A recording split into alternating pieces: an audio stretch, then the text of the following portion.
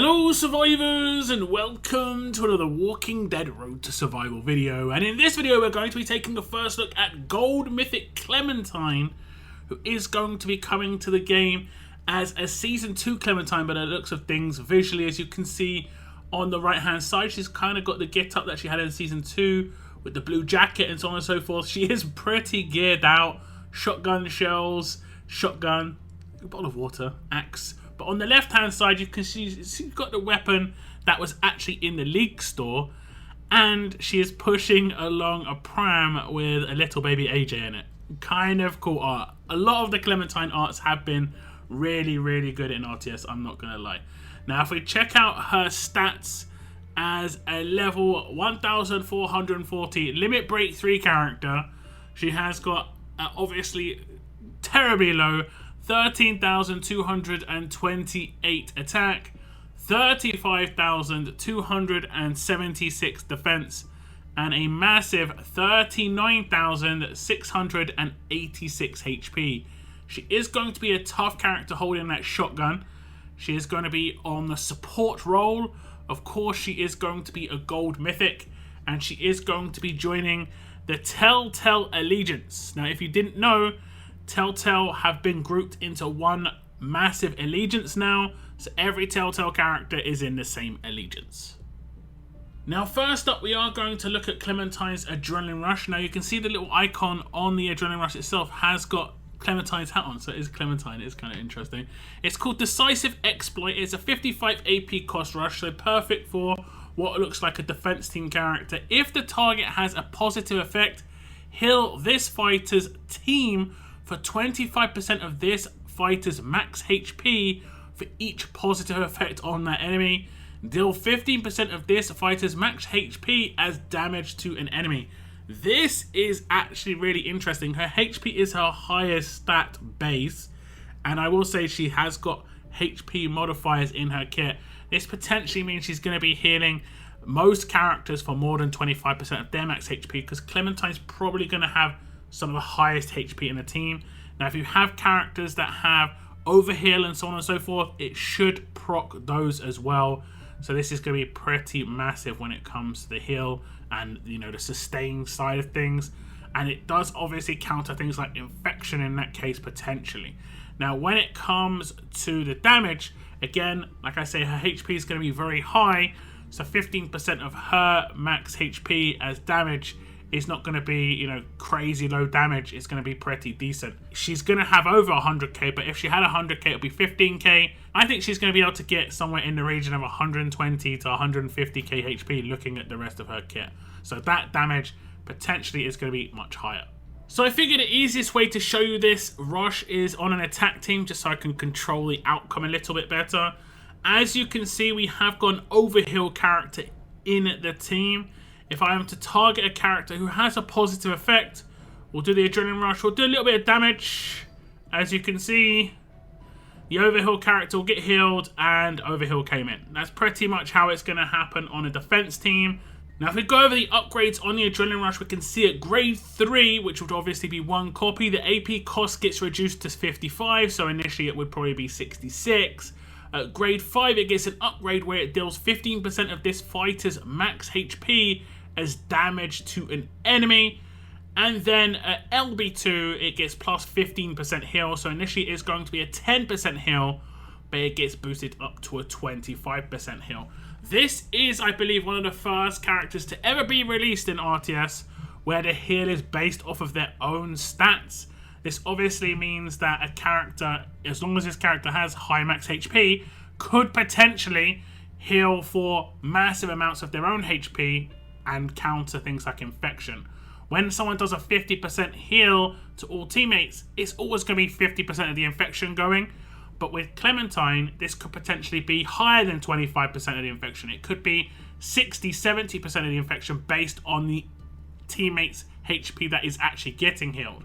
So if Clementine has, let's say, 200k max HP and the teammate has 50k, it would actually fully heal that character. That'll be 100% heal on that character, and any 100% infections would just be removed. That's kind of interesting. We've seen the damage based on HP a couple of times. It is going to be pretty significant. Thankfully, it is on the Adrenaline Rush We've seen so many signature move nukes on turn 1. It's getting kind of ridiculous, honestly, but being on the Adrenaline Rush, I don't think it's going to be too much of a problem. You have plenty of time to deal with this if you feel it be problematic. So I like this Adrenaline Rush quite a lot. It is very nice. It doesn't add any bonus HP because she is not a medic, so it's just going to be a pure heal. You can kind of see this as a counter to someone like Sophia, where she would get boosts if there was bonus HP. You just got to be careful if you have got an overheal character in the team.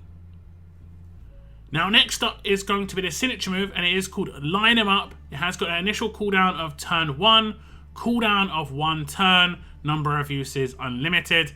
Deal 10% of this fighter's max HP as burn damage for 2 turns to a line of enemies if they have the Daze status effect. Deal 10% of this fighter's max HP as damage to that line of enemies. So it's going to be a damage dealing signature move. I was maybe speaking a little bit too soon when it came to the damage being on the rush. It is going to be on the signature move too. And again, this is going to be pretty significant. It shouldn't be as powerful as the ones that we see around at the moment, but the burn will be put on top, and that will bypass any bonus HP that the character has afterwards. And obviously that's just going to be a bit of a problem. Clementine has 150k max HP. That's going to be 15k burn for 2 turns. Again, a lot of attack team characters are going to be in trouble there. It does rely on characters getting daze, so we'll have to see if Clementine herself does apply daze in some way. I guess it would be on the passives if it was going to be anywhere. Although she is a leader, we'll have to check it out in a little bit. So here we are coming up against some defense team characters. I'm just going to guarantee the daze with William if I do his signature move. You can see I can daze everybody, and it includes the bottom line. If I do Clementine's signature move now, she'll do damage and she'll do burn, and it will be exactly the same number, 7,663, because it's 10% of her max HP in both cases. So obviously you can guarantee how much damage this is going to do. Maim will affect this. This is just something to note. But obviously the higher her HP, the higher the damage is going to be. However, damage based on max HP is harder to actually manipulate. Obviously, damage based on defense is easier because you can get defense buffs. You can't get max HP buffs as easily, at least right now. We have seen them in towers in the last war, I believe. So potentially they do like to test things out before implementing them on characters in the game so people can get used to it. So potentially there could be characters that come out that do that in terms of just boosting the max HP during the fight rather than even just actually, at the beginning of the fight. Now, jumping into the upgrades, you can see at grade 2, it gets +1 to burn duration, where it goes from a 1-turn burn up to 2-turn burn. At grade 4, it gets -1 to starting cooldown, where it'll go from a 2-turn starting cooldown down to a 1-turn starting cooldown. At limit break 1, it'll get +5% burn damage, so initially, it will just be 5% of this character's max HP as burn. And at LB3, it'll get an upgrade where it deals 10% of this fighter's max HP as damage to a line of enemies. Now, if this character does not get to LB3 and the character is not dazed, theoretically, she may not even do her signature move. That'll be interesting. I obviously can't test that out because she won't be able to actually have anything occur. Maybe she'll just gain AP and nothing else will happen. That would actually be kind of strange, but it has the potential.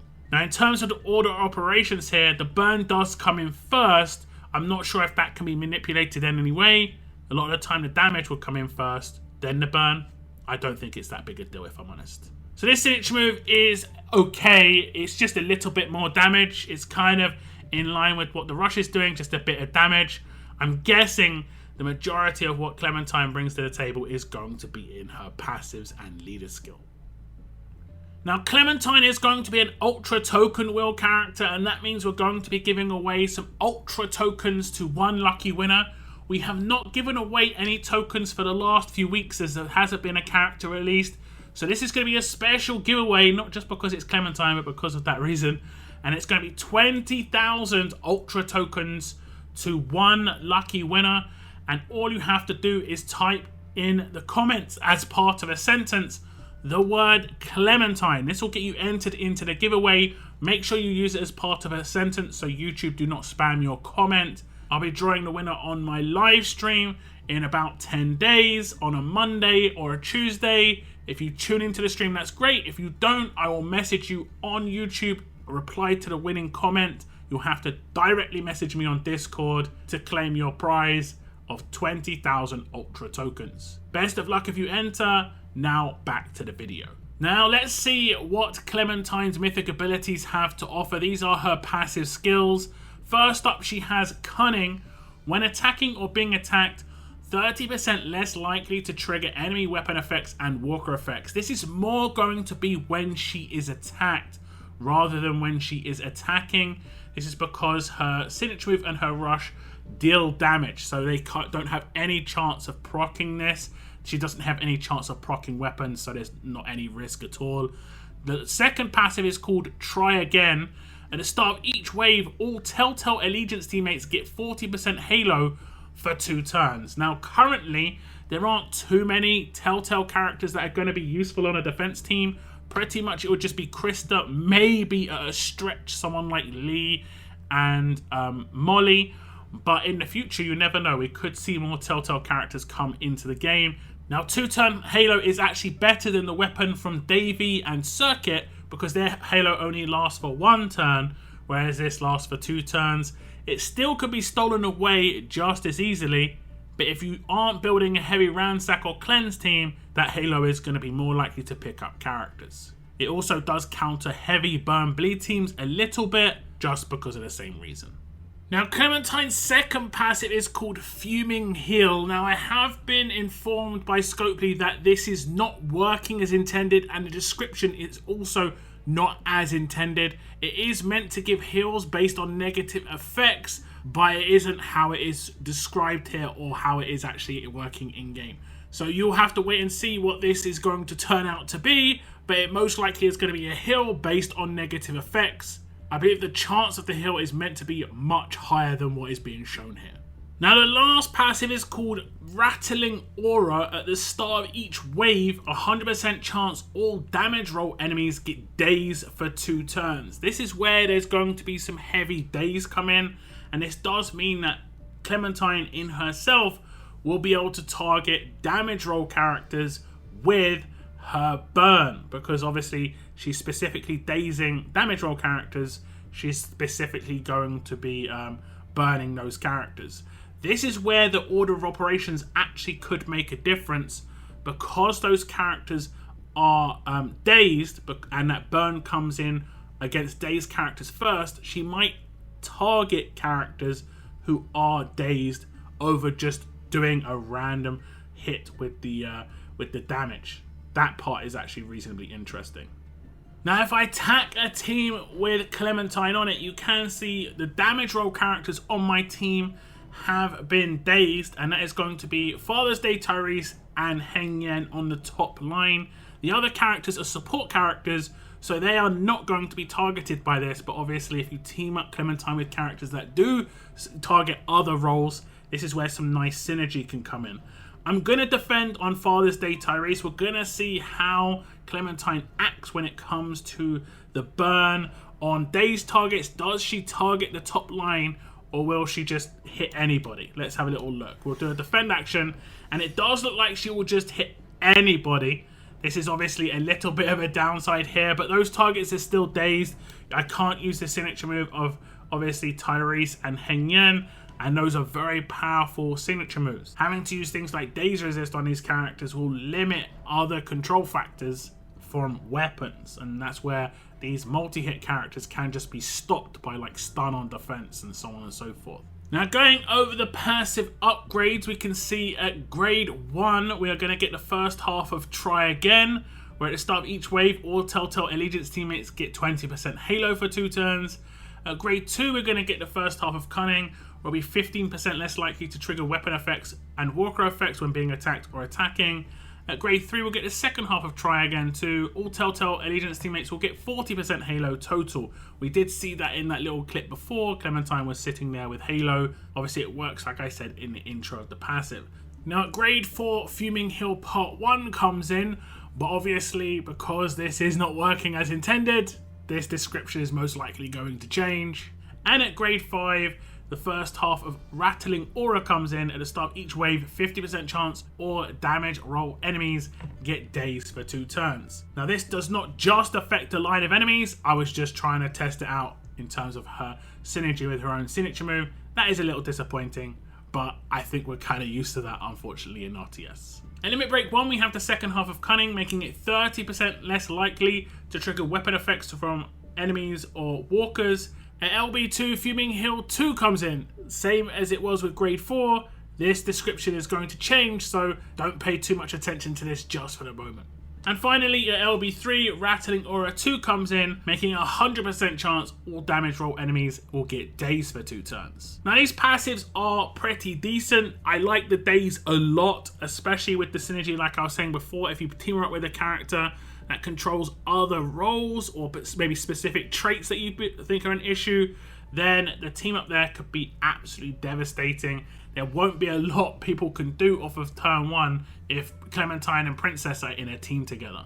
Damage roll and support roll will both be removed, and that's pretty much the majority of damage dealers out there. Now this is not all that Clementine brings to the table. Of course, she is going to be a leader, and because she's a defense character, she's going to be a defense leader. And this is going to be very, very powerful. As you can see, is all teammates get 50% resistance to all debilitating effects and 40% HP. Telltale Allegiance teammates get 70% HP instead. This is nuts as a rainbow lead, 50% resistance to all debilitating status effects. This basically makes anyone on a defense team a resilient specialist if they're in a team with Clementine. This shouldn't act as buffs, but we'll check it out. It might act as multiple buffs on the character, but even if it does, you can only steal away like 3 max per hit with the special improved ransack. You're going to have to hit multiple times. It's going to be very problematic. However, if it isn't speech bubble or buffs, if you have a resilient specialist in the team, it should make them immune to all debilitating status effects. So for instance, Krista in a team with Clementine, if it's not speech bubbles, will be immune to all debilitating effects except against precision characters, and that is very, very powerful. Let's test it out. Now before we test out the immunity potential, I'm just going to show you the team screen to see the sort of HP numbers I was getting with not too much problem at all. This is just with 40% HP weapons and not Paragon mods, so this HP number can get a lot higher, of course. All teammates will get 40% HP, but Telltale characters will get 70%. Now, if we start the attack, one thing you're going to notice straight away, there are no speech bubbles for the debilitating status effects.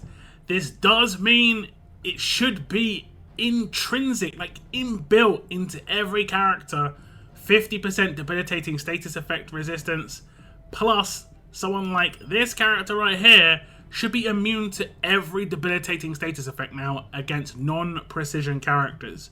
If I do daze, it should say immune. Look at above the head of the character that I'm actually using, Vance. If I use this, it will say immune. If I use this, it will say immune. If I use this, it will say immune. If I use this, it will say immune multiple times. It will say immune multiple times. This is very interesting for Krista. This has made Krista a lot more powerful. The fact that every character gets 50% debilitating status effect, the amount of combos that you can use with Clementine is going to be insane. Now, one thing to note, that debilitating status effect resistance will not stack with speech bubble buffs, and it will not stack with passive buffs. So for instance, Peacekeeper's normalized resistance on his passives does not stack with Clementine's leader skill. The highest one will just be the one, and that is going to be his passive. But the rest will just give him all resistances. However, does it stack with mods? I've given this character a 50% plus daze resist. I'm going to try and daze him. Let's check if it says immune when I do the daze. And it didn't. It said resist. So this is just one thing to note. It doesn't stack with anything except resilient specialist by the looks of things. So very powerful leader skill. The fact that it is going to be a rainbow leader skill as well is crazy. Now, Clementine does not have an attached weapon, but there is a weapon in the League store that is her weapon, but it does not work with her. It's an offensive weapon with Rampage and so on and so forth.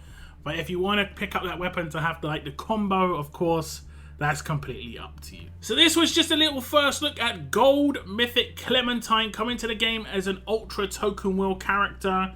Visually, I think she looks good, and she has very powerful parts of her kit.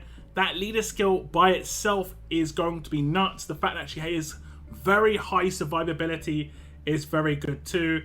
I kind of see her damage as just bits of bonuses. She's going to be kind of hard to take down, doing a little bit of heals for herself, her teammates, days on the enemy. Lots of interesting things going on in this kit here. The team ups with this character are going to be vicious. I definitely can see Clementine and Princess in the same team. Buffing Princess, a character that is already nuts, and obviously countering characters that generally could do things, which is damage roll, because of the days. It's going to be so hard to deal with when coming up against this team. Do tell me what you think though about Clementine and more Telltale characters coming to the game. That is going to be the end of my video. I want to thank you very much for tuning in, and as always, keep on surviving, guys. Keep on surviving.